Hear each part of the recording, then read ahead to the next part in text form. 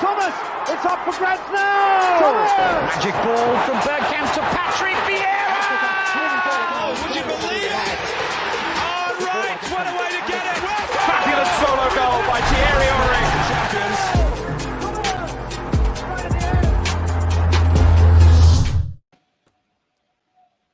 Yes, and good afternoon, everyone. Welcome to an early edition of the Arsenal Lounge.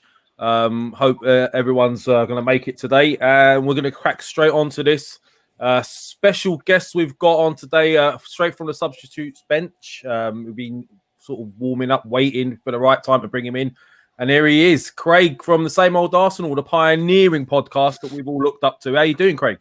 Oh, thank you very much. I don't know about special guests, but I'm here anyway.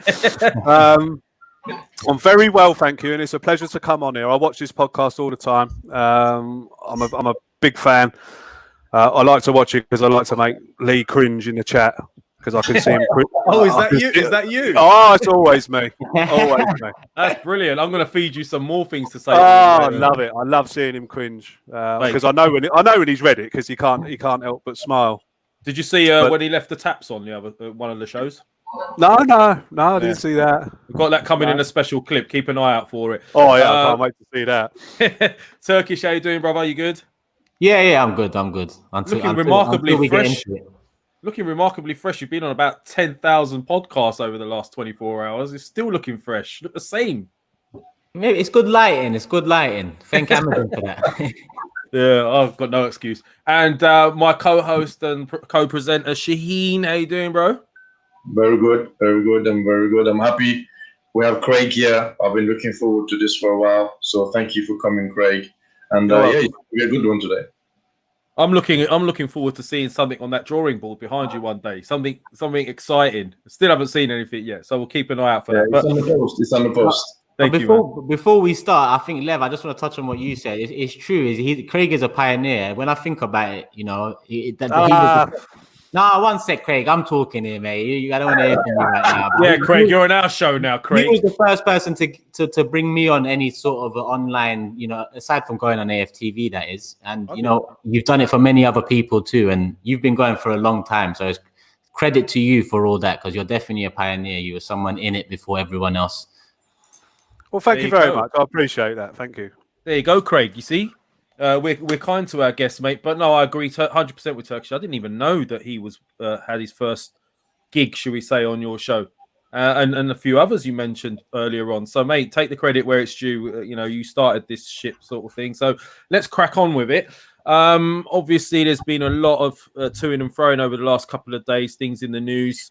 The one that stood out for us today over everything else, I'm sure you've all seen it yourselves, is Edu's comments in the news with regards to Arteta and backing him, etc. So I just thought I'd go through it and maybe break it down a little bit, gents, and stop at a few of these so-called statements and see what your thoughts are on it. I mean, that itself could probably take a couple of hours, but we'll try and breeze through it. So I'll just give an overview. So the Arsenal technical director, Edu, has rejected any suggestion of Mikel Arteta's job being under threat.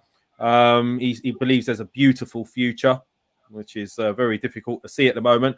Arsenal 15th in the Premier League. Sunday's 1-0 home defeat by Burnley confirming their worst start of the season. We all know that. But basically what he goes on to say is, look, it's been a turbulent 12 months and Arsenal must revert to being a stable club in the old sense. So this is where it starts to get juicy for me. Mikel is doing a great job. He's doing really well here.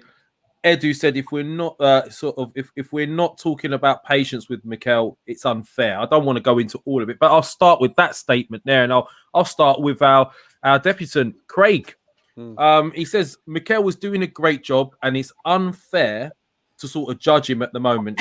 Is where he's going, which we on this podcast tend to agree with. That we've been sort of vehemently supporting him and saying it's not fair. We started to have our doubts recently, like most of us. He says it's not fair and we need to give him patience. But as fans, we've been waiting 15 years. Is that fair? So I'd like to start with you, Craig, and hear your thoughts on that. Well, you see, when Mikel Arteta was appointed, I tweeted out that I was a bit underwhelmed with it. I was, a bit underwhelmed. But then when I sat back and, thought about it, he's worked with Pep. He was a player. He captained us. Lifted trophies as a captain for us, and was a good player. I think I got caught up in the Pep thing a bit too much. I think that I liked the fact that he has learned from Pep, because he's not going to sit there for 2 years and not learn anything. People call him Pep's cone man, this, that, and the other.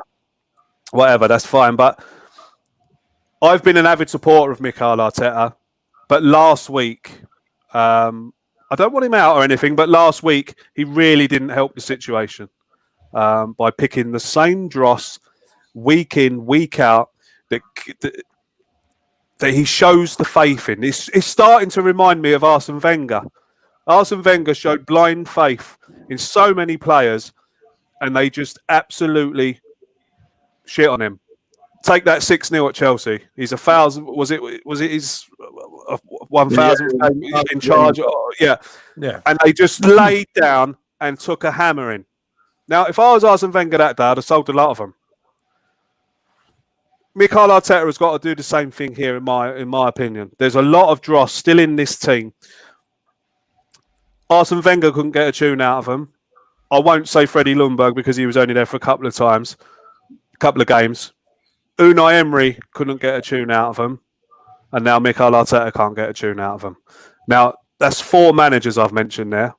And we're always directing to the manager.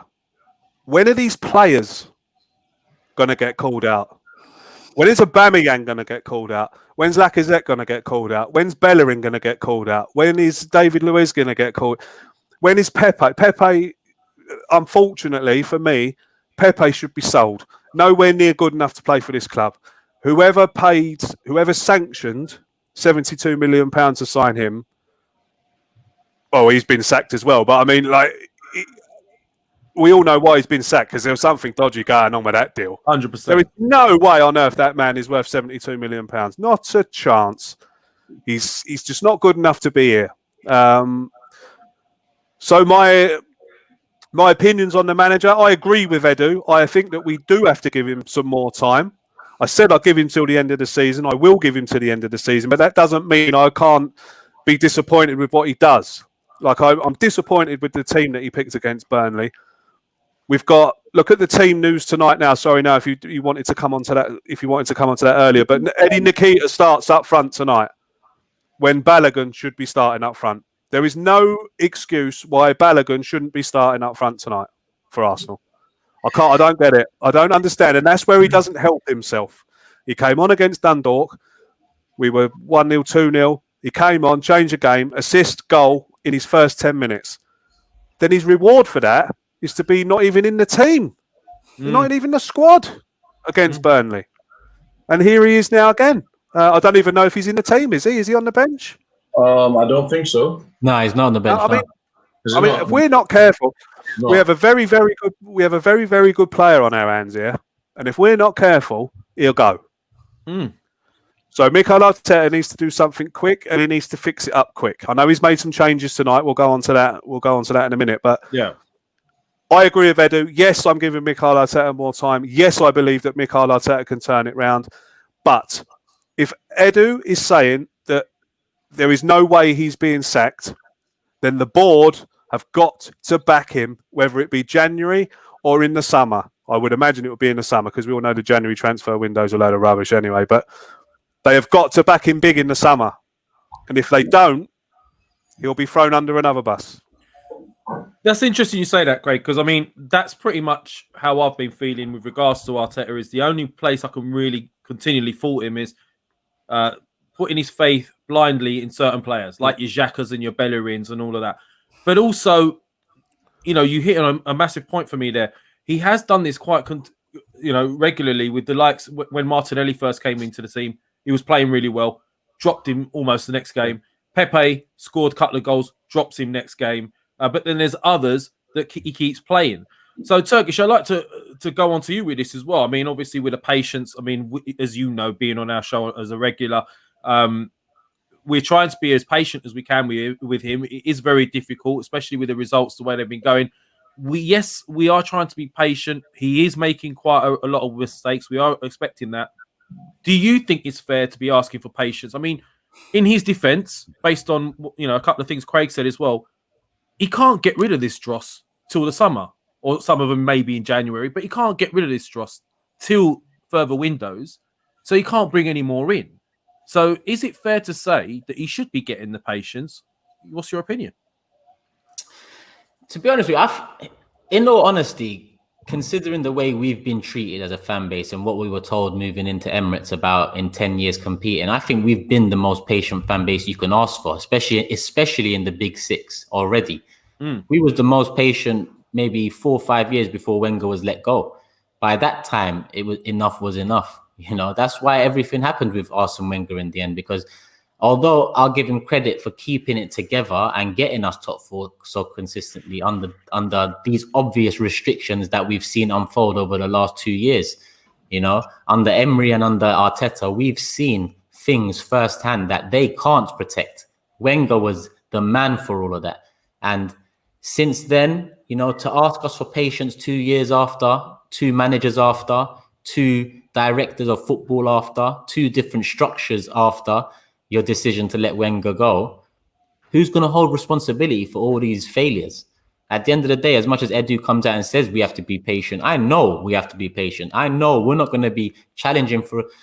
Since Wenger left, I said, if this club wants to get back to challenging, if they want to, it will take 3 years, even if they want to get back.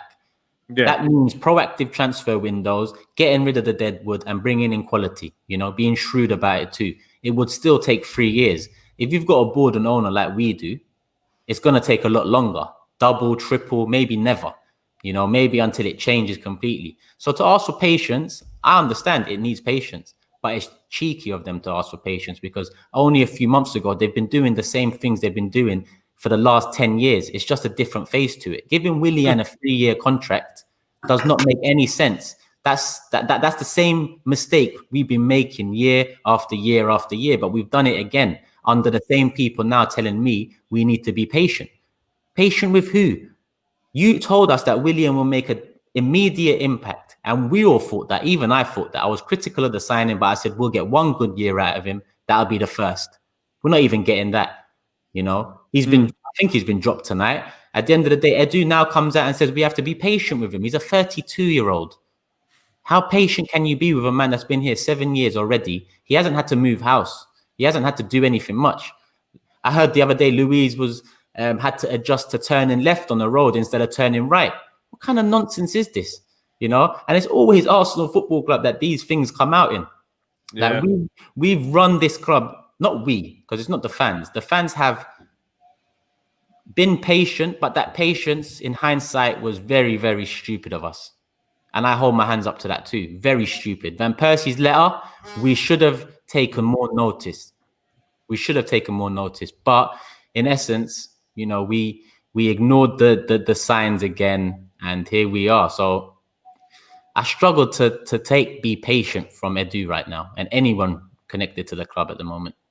I hear what you're saying. I mean, I tend to agree with you on that aspect. I mean, yeah, if you think about it, we have been some of the most patient fans in the Premier League. I mean, we put up with a lot over the last 10, 15 years. Listen, Shaheen, you've heard what the guys have had to say. Edu's asking for patience. I know what you've got no patience left. I mean, so what's your thoughts on that? And also, I'll take it on a little bit. He's also suggested that we shouldn't be driven by results. So we shouldn't be looking at his work and driven by results. I'll let you crack on with that because I know you've got plenty to say. Yeah, thank you. First of all, I just want to say thank you to everybody in the comments. Please hit the like button. There's a lot of you guys watching. If you haven't subscribed, go subscribe to Same Old Arsenal podcast. It's a fantastic podcast. Craig is hosting Turkish, LDN London. So just subscribe to the guys. I agree with Craig 100%. I said this a few weeks ago that Nketiah is not good enough to play for Arsenal. He wasn't good enough for Leeds. So I don't see how he's good enough for Arsenal. And the guy who's coming, he's actually done something, doesn't get a game. It's a typical situation with Arsenal. Edu I think it's very rich of him to come out and say, patience, and we should. Football managers and football clubs are judged by results. At the end of the season, they're going to come and see how you've done. If you've done 10th, if you haven't done well, you'll be on 10th or 15th or 18th. And if you haven't really done well, you get relegated. They're not going to come and look at you and tell you, right, Arteta has done some good stuff behind the scene. These guys will finish top 4. It doesn't work like that. You can't come out as a director of football, and it's very worrying. Turn around and say, the guy's got a full backing. Process Arteta is going well, and yeah, it's all good. And we're sitting 15th in the league. So these guys, I'm a bit worried that are they not seeing what we see? Are they not worried about the fact that we're on 15th? Is it acceptable for them to be on 15th? Because I don't see what Arteta has done that is so amazing that these guys are saying, "Oh, we can't let him go. We can't sack him." Can I just say something? Can I just interject so it gives you more to go at as well then? I hear what you're saying, but don't you think he inherited a lot of problems when he first joined? Yeah, he has. He has. But as Craig said earlier, he hasn't helped himself. He doesn't help himself out. It's very hard. He makes it harder every week to defend him. Yes, there are bad players, but what is he doing as a manager to get the best out of a team? This whole Mesut Ozil thing, he's come out and said, it's on me for footballing reasons. And then you've got a team who can't create nothing. And then you've got players that Balogun, as he said, does well, can't get a game. Willian starts every week and is poor every week. Bellerin, you've got 2 other right backs that are potentially better than Bellerin, but he starts. This has got nothing to do with Edu, but this is on him. Yes, the players are not good enough, and that is a major factor. And I agree with that. He's been given these sort of players. If they want to keep him, if they want to back him, they need to back him now, not summer. If they leave it till summer, it could be very bleak. He may not even last till summer. Look, for me and you, we're just talking here. Imagine if Arsenal lose 3-0 at Southampton today. Well, I was going to touch on that, yeah. See, the thing is for me is, I don't know if I'm looking at it too much or what, but you can't bring it. You bring in Unai Emery, right? And he takes us on a 20-game unbeaten run. Everything's rosy in the garden. Everything's great. He then drops Mesut Ozil. Okay, then all of a sudden, after he drops Mesut Ozil, they can't win or they can't play, and we said, "God, these players have down tools." Emery gets the sack. Arteta comes in. Mesut Ozil played for Mikel Arteta, played games for Mikel Arteta. Then, last game of the season against Brighton, Guendouzi has a go at a fella, gets himself sent off, and he's banished. Then we have the pre-season. He gets sent off on loan to Hertha Berlin, and all of a sudden, Ozil gets dropped again. Now, it can't be coincidence that these players that have been banished or left out, and then Pepe gets sent off, and he comes out into the press and he has a go at Pepe, this, that, and the other. I think the players have just got weak mentalities. Yeah. It can't be coincidence that these things happen, and then straight after these things have happened, the team down tools. Yeah, I don't get it. I don't. Remember when Bellerin said Alexis Sanchez is a bit too much because he wants to win every game? That tells you everything you need to know. The players have got a weak mentality at Arsenal Football Club. Another problem with the players at Arsenal Football Club is that Aubameyang has got no what's the word I'm looking for? He's got no challenge for his position. Lacazette's got no challenge for his position. Xhaka's got no people challenging for his position. Bellerin really hasn't got anyone challenging for his position, really, has he? Gabriel, David Luiz, Rob Holding. There's no one there. They're too comfortable. It was like Giroud when Giroud played for us. We didn't have another striker. He knew he was playing every week. Too comfortable. And that is one of the big problems at this club. It's starting to turn into a place where players come from other big clubs to earn their last payday and retire or go to America or this, that and the other. They are too comfortable. And he's not. Another thing is Pierre-Emerick Aubameyang should not be captain of this football club. Not in a month of Sundays. Craig, let me we'll go on to that. That's perfect. That's perfect, seamless sort of intro for the next point. So he says, basically, he goes on to say, if they felt that there was problems internally, they'd look at that and start to sort of question it, right? How many more internal problems do we want? There's something fundamentally wrong within this club, even from the recruitment, because the type of players that we're getting are not right. Their mentalities are not right. Their technical ability is not right. Whatever it is, they're just not fitting, right? We're getting them in, we're getting them out. We've got scouts that have come in, chief scouts. We've had Dortmund's Mislintat come in. I was excited about that, having Mislintat in. He brought in some great players for Dortmund. And if you look at Dortmund's recruitment, it's been brilliant over the years. But apparently he left because Emery wanted him to. He left because he wanted to bring in Zaha, and they chose Pepe instead. Well, isn't that a clear sign that there's something fundamentally wrong within the club in general? Which is exactly what I'm saying. Yeah, it is what you're saying. And even the players we have let out, well, you could even argue that I'd rather have Torreira and Guendouzi in that midfield than xhaka and El Neni, for example. At the moment, I would. You would, and I'll tell you another thing. When Partey's fit again, it's Partey and Torreira for me all day long. Listen, Partey and Torreira would probably be the best combo. But then again, Atletico have just let Torreira go, saying he's not up to scratch. So what is going on with our club? I mean, they're talking about long-term stability again in this message here, but we haven't had that for a long time, and the stability we did have has only let that rot set in further. Turkish, you've heard, me and Craig are saying, where do you draw the line and turn around and say there's something fundamentally wrong, and there is something wrong internally? Do you have the culture quotes there?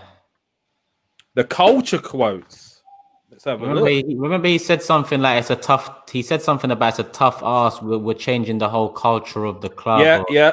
Have you got it? Yeah. Can you just tell me then before let me just remind me what he said? Let's have a look whereabouts that is. Is that towards the end?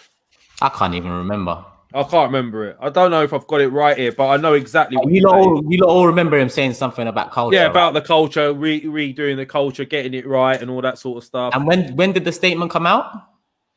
Yesterday. Yeah. And what else happened yesterday? A big launch of the retro kit. The culture change starts with them. How can you tell us to trust you to change the culture of this club when on the same day we're 15th and all Arsenal Twitter is doing is tweeting about retro merchandise? All Arsenal are talking about is retro merchandise. Not only that, it's about the 8th, 9th new thing this season within 3 months. We've got more merchandise than goals and points this season. But they want to tell me about we're trying to change the culture. Be patient. It starts there. Stop making a mockery of us. Yeah? Stop making a mockery of us and be serious. Someone come out like Josh last season. Everyone wants to give him credit for coming out. He shouldn't get credit for coming out. Listen to what he's saying and then give him credit or criticize. He told us be excited. Did he acknowledge how many wrong decisions they've made over the last 10 years? Why can't they do that? Surely, after the amount of pain and suffering they've put Arsenal fans through, I would offer definitely more respect if he came out, Josh, because at that time I didn't know who he was. It was all about Stan. But Josh comes out and tell us be excited. But instead, he could have put it like, listen, in the last 10 years, we've gone the wrong way. This needs to stop now.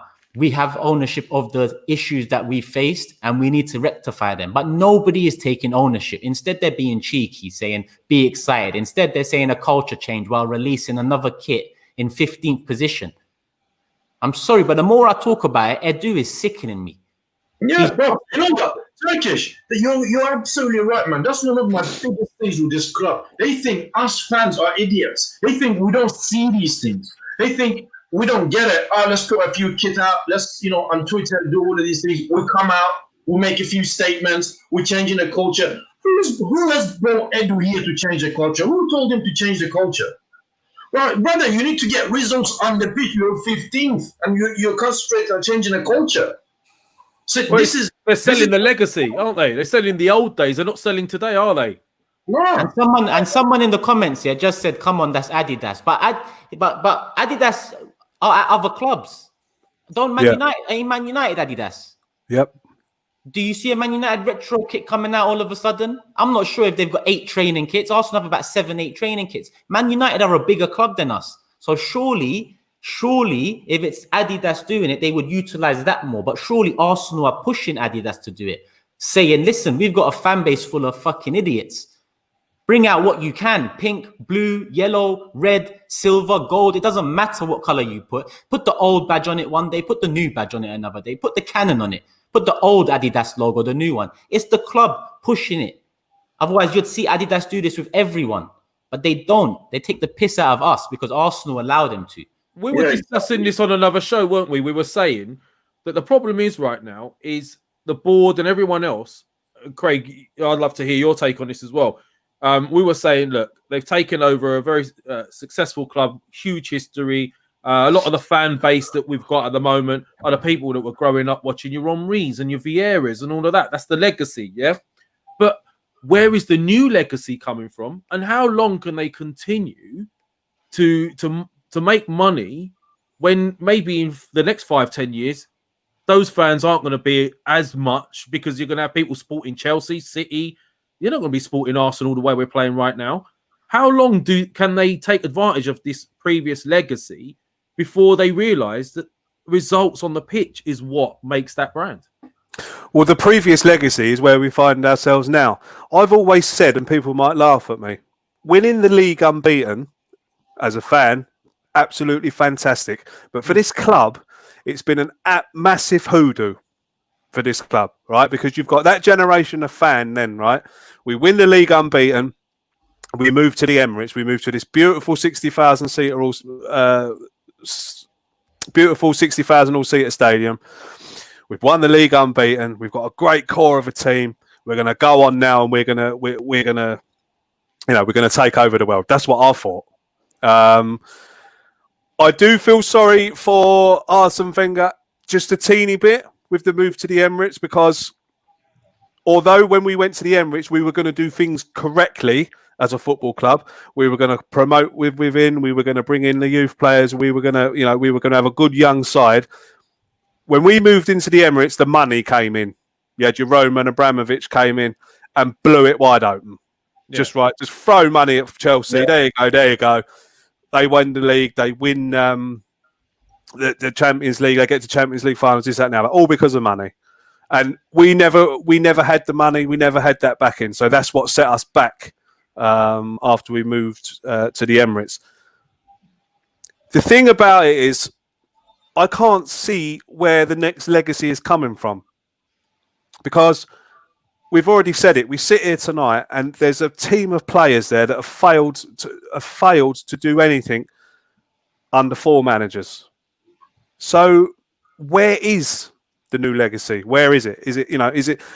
There's only one player on that team at the moment that I think who's going to last and become a legend for Arsenal, and that's Kieran Tierney.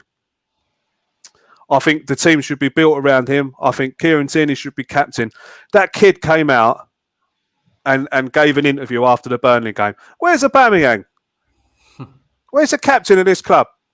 I just see a fella there in the comment section saying that aubameyang can't score goals, and I think that he should not be captain.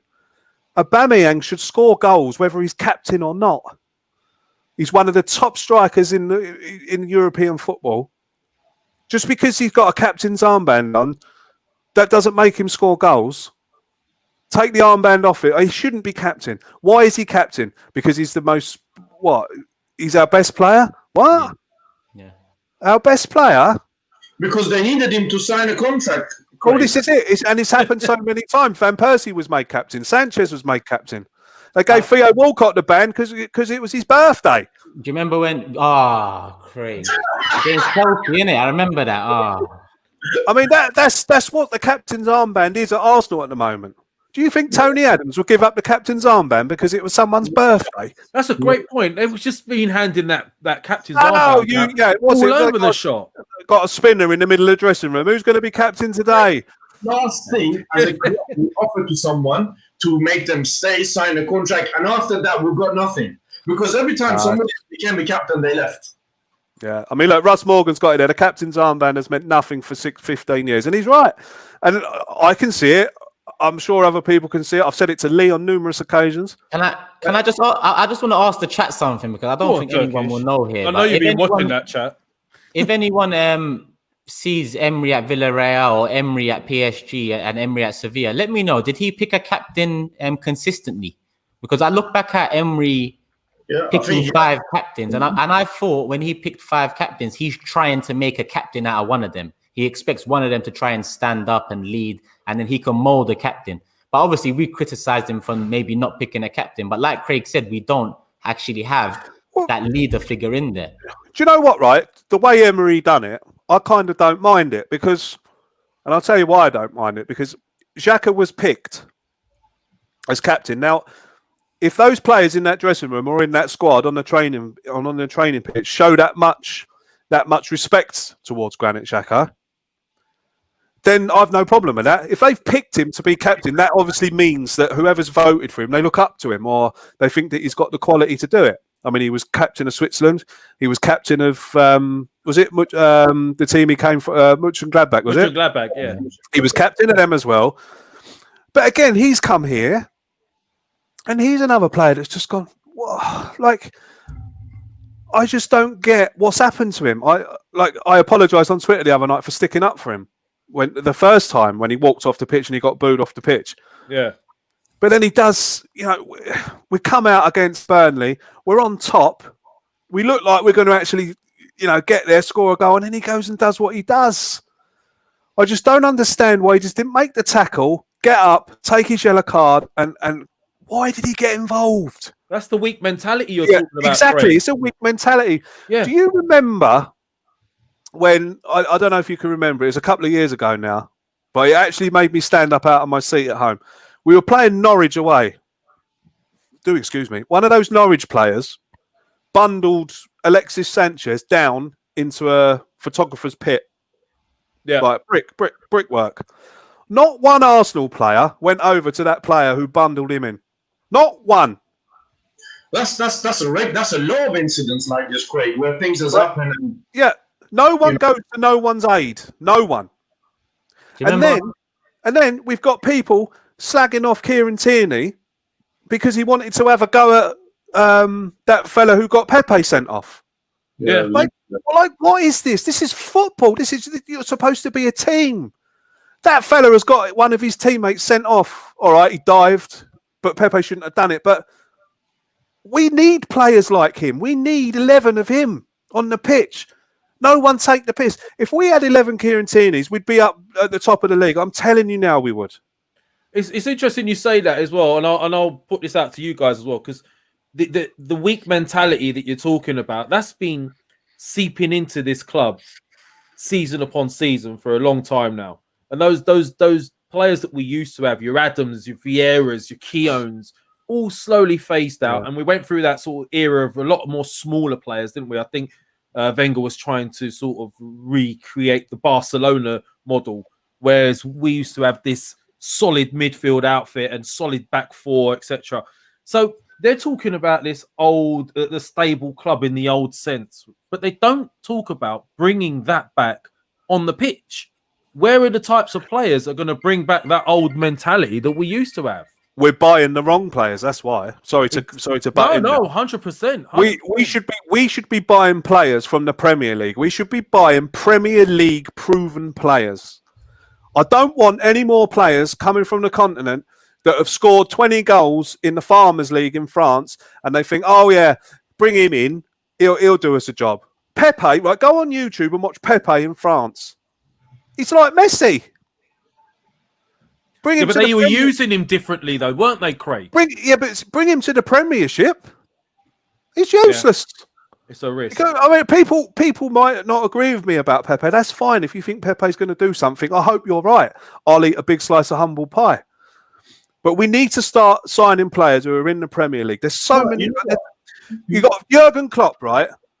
Transformed Liverpool by predominantly buying players who played in the Premier League.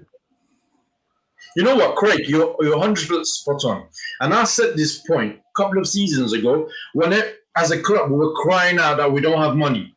Yet we bought a winger for £72 million, which we didn't need at the time, and then we spent £27 million on a teenager who can't get a game. That's almost £100 million. You add David Luiz to that, £8 million, £108 million for me, flash down the toilet. For me, that £108 million could have bought you Thomas Partey and Upamecano, both of them in the same time.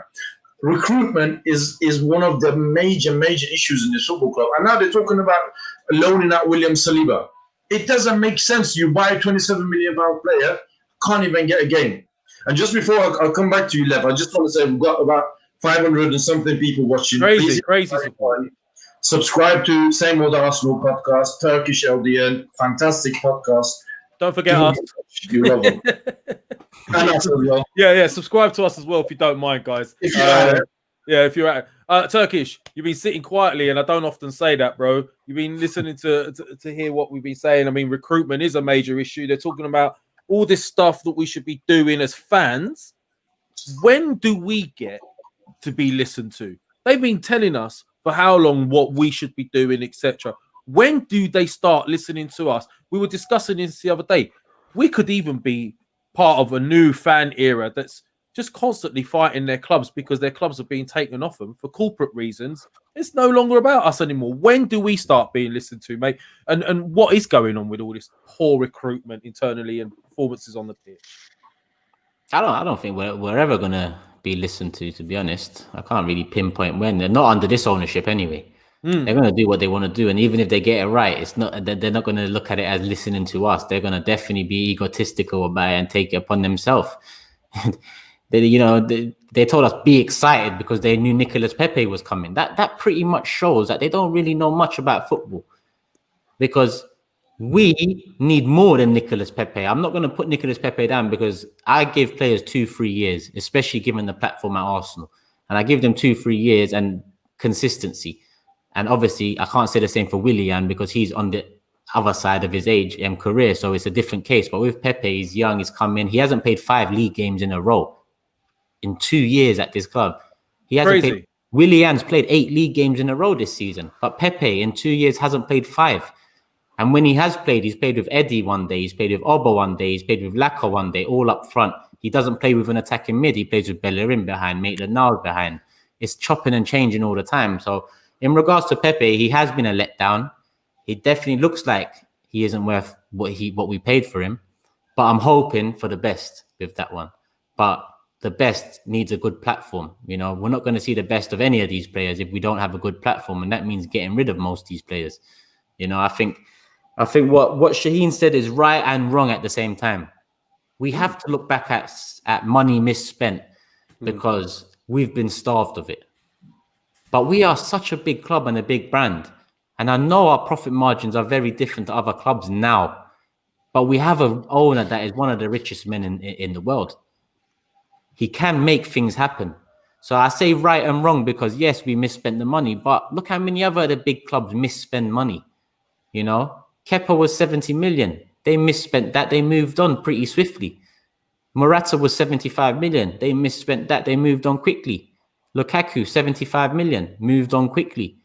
Who else? All these other clubs spend big money and move on quickly. Because we've been starved as fans. We've been molded into this starved fan base that any glimmer of hope we now latch onto, whether it's a Thomas Partey signing, whether it's a retro kit launch, whether Adidas deal. Remember how much fucking noise was around because we got back with Adidas. Do you think I care if we wear Adidas, Umbro, or bloody Ascot? I don't care what we wear.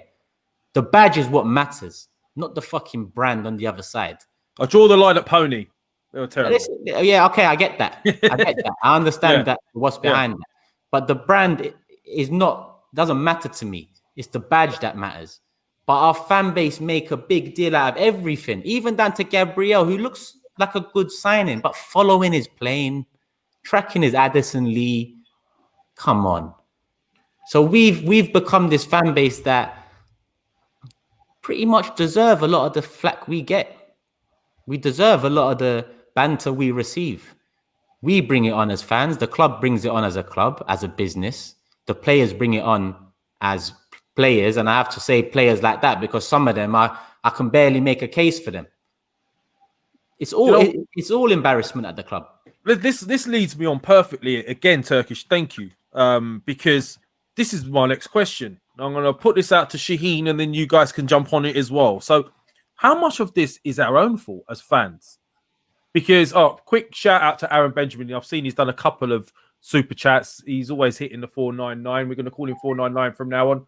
Great show, guys. Nice to see Craig Turkish. We had our pants pulled down over transfers. You've got to admit it. We misspend more than anyone. Well, that's crazy. Man United, 90 million on Pogba was misspent. 75 million on Lukaku was me. Yeah, you're not paying 90 for Chelsea. Kepa for Chelsea. What a waste of money. Chelsea, Morata for Chelsea. Big money signings that have flopped. But you know why they don't dwell on it? Because they move on. They've got the money to, where I agree with you there, Turkish. I do agree with you there, but we haven't got, like, imagine if we signed Kepa for 70 mil and he turned out to be rubbish. We'd just be stuck with him because we haven't got the money. Yeah, we're fucked for 5 years if we did that. You know, imagine if we said we bought Pogba for 90 million and he turned out to be, he'd just have to stay here, which is what's happening. We don't have the money, Craig, or is it that we have an owner that's not willing to put as much money as other owners? I mean, let's be honest. He's not short of a few bob, is he? He's got plenty of money. We could have got Houssem Aouar and Szoboszlai in that summer window. If he wanted to, he could have given us 100 mil, said, right, there's 100 mil. We'll take that back, from, later on or whatever. He could have taken that back. Why isn't he doing it? Do you know what happens if you break FFP? Nothing.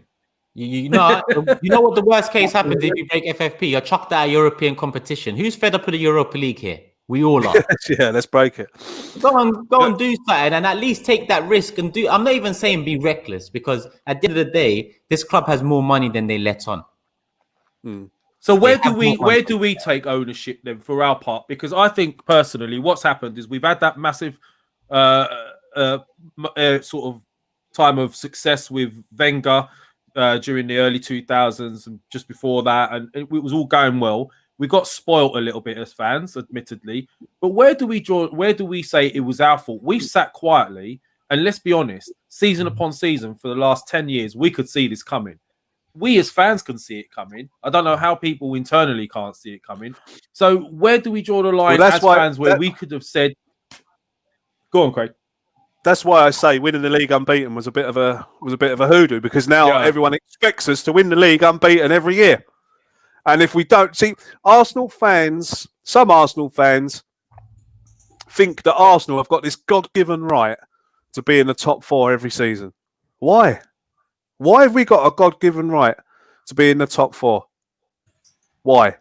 People are telling me we should beat Burnley. We should beat Wolves. Why? Why have we got a God-given right to go to beat anyone? Well, as a big club like Arsenal, isn't that what United think like that, Chelsea. It doesn't matter. It doesn't matter. Manchester City or Liverpool haven't got a God-given right to beat everyone, to beat anyone. It's about the players on the pitch as well. I understand that people have got the ump with Arteta. I really do. And I understand why they have. But at the end of the day, we can't just blame the manager. We can't. These players are stinking it out right now. Yeah, they've been stinking. If we change the manager, is it going to make a difference? No. It didn't last time, did it?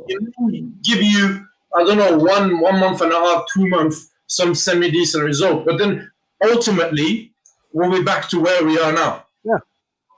Well, guys, I'm conscious that the game's kicking off in about 10 minutes. It is at 6 today, isn't it? Yeah. Are we right?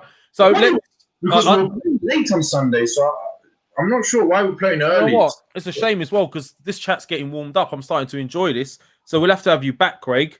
If you don't mind, mate. I would love to have you back. Okay, so look, there's more we could say, but let's just talk about today's game. The lineup, if you can, Sheen, if you've got the lineup, pop it up, mate, and we'll have a look at it. Hear your thoughts on it. All this talk about patience, but then this is the thing as well. If he loses today or loses the next game, are we going to have that patience? You don't have the lineup, no? No, I can obviously read Hit us with the lineup, Shaheen. Yeah, we've got Leno in goal, Maitland Niles right back, Holding, Gabriel, Tierney, obviously left back, and then you've got Ceballos, El Neni, and then Saka, Pepe, Aubameyang, and Nketiah. How the fuck is Nketiah playing? Where's I don't know. I don't know why Lacazette is not playing and Nketiah is. I don't understand why Nketiah always gets a game. I also love the fact that we all pronounce his name differently. Craig called him Nikita earlier on as well, as Elton John song, isn't it? But we like the way I pronounce Noir and all of that. It's just madness. But yeah, the side looks okay.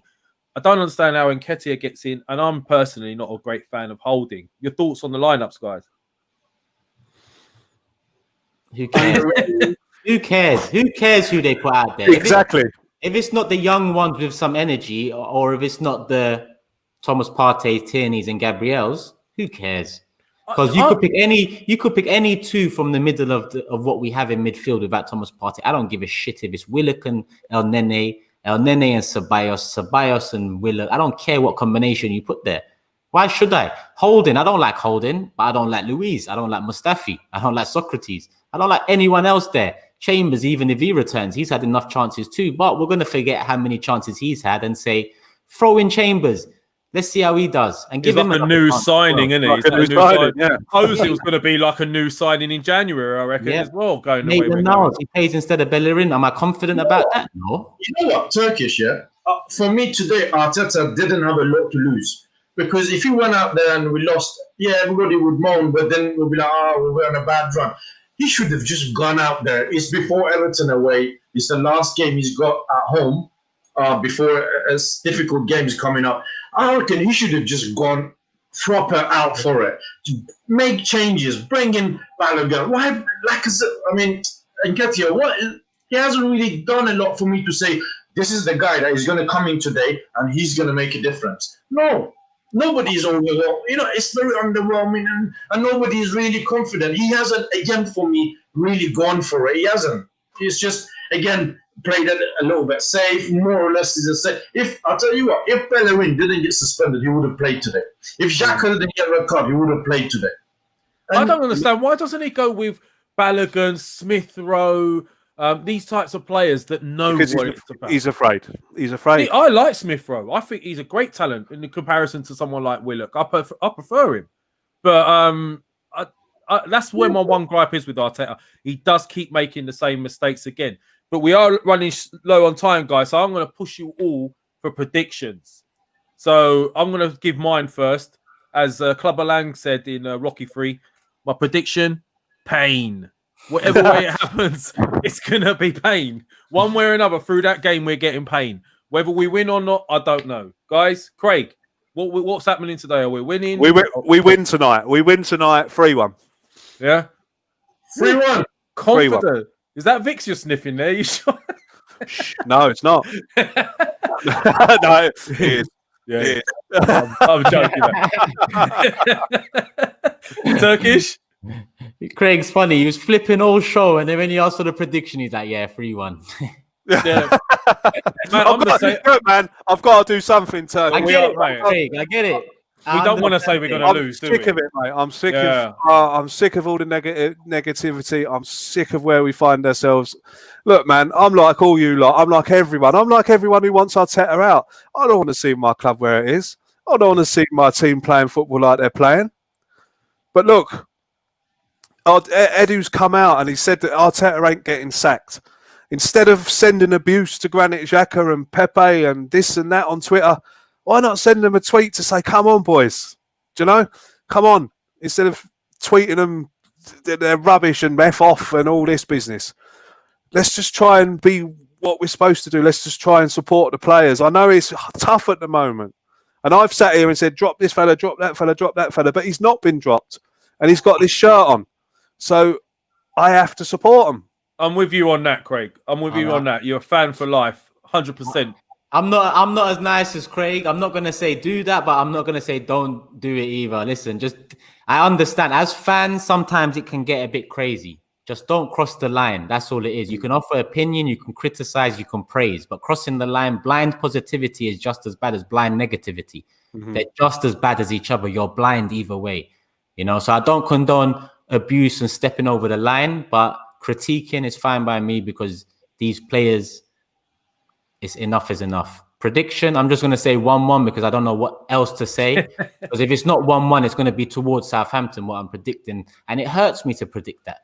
It's all right when you're telling me United and Tottenham and I'm predicting a loss because those clubs have moved better than us in the last 5 years minimum. Whereas Southampton, how can I be predicting a loss at home to Southampton?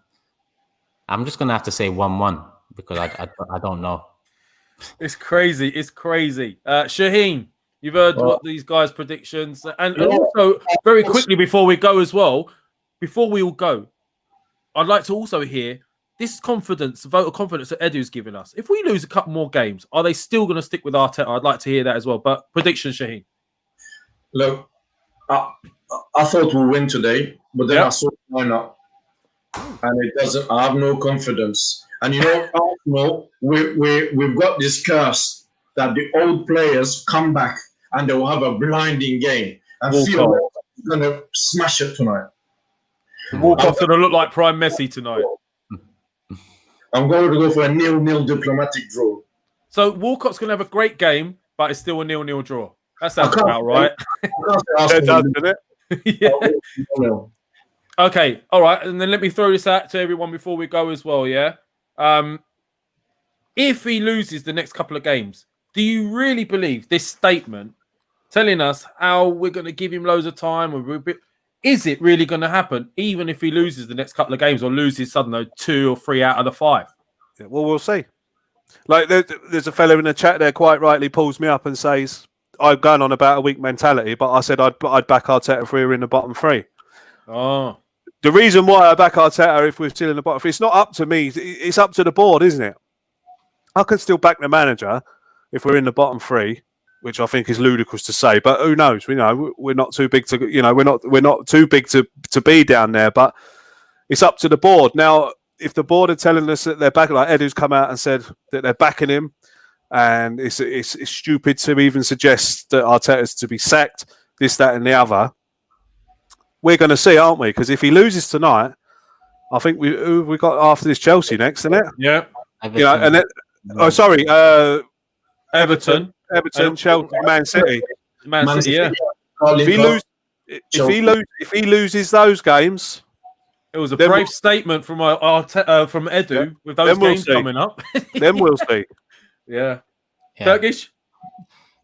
What's the time? I'll wrap this up quickly. Yeah, I think after you make a statement like that, I expect anyone to stick with the person regardless of what happens in the next few weeks. You can't make a statement like that and then in 2 weeks turn around and make a decision off the back of 2-3 results. That's not what I feel.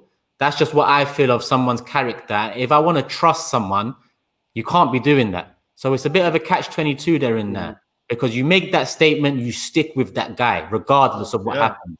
So that's what I expect to happen. But I wouldn't be surprised because they are spineless. They are puppets. So I wouldn't be surprised in 2 weeks if the pressure gets too much and they do sack him. Rod, they've created a rod for their own back with that. And finally, Shaheen, is he staying? Look, we did a show a couple of days ago. We said he's got 3 games that ends in Everton away. For me, if Everton, I don't really see him with the way things are beating Chelsea and Man City. So for me, they have to. If we're a big club, if they have ambition, if they're worried, they'll pull the trigger.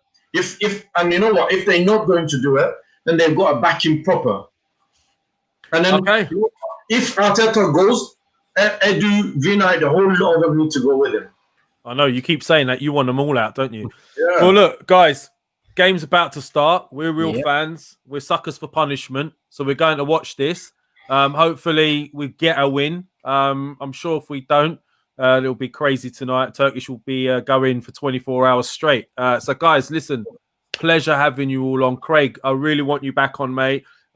we could spend a bit more time. Turkish, bless. Thank you so much. Man. Anytime. Thank you, Craig, man. It's a pleasure. And Shaheen, I'll see you soon. Come on, you fucking gunners. Let's get a fucking win. See you soon, guys. We're out.